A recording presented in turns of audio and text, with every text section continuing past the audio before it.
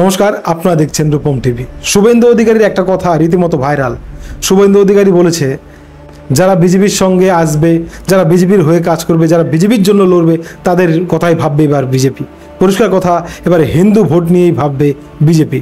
তখন থেকেই বিজেপির মধ্যে একটা দুভাগ হওয়ার মতো পরিবেশ তৈরি হয়েছে। সুকান্ত মজুমদার বলে দিয়েছিল এটা পার্টির লাইন নয়, পার্টি এ কথা বলে না।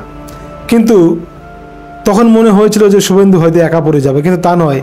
সৌমিত্র খা, অর্জুন সিং, তথাগত রায় সকলেই কিন্তু শুভেন্দুকে মেনে নিয়েছে।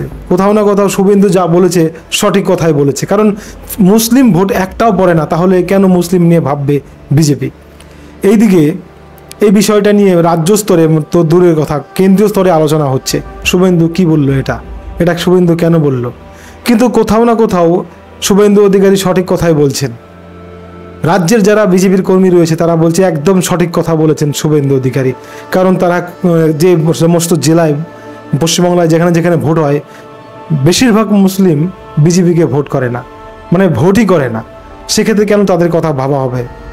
অতএব যারা ভোট দিচ্ছে হিন্দু, তাদের কথাই ভাবা হোক।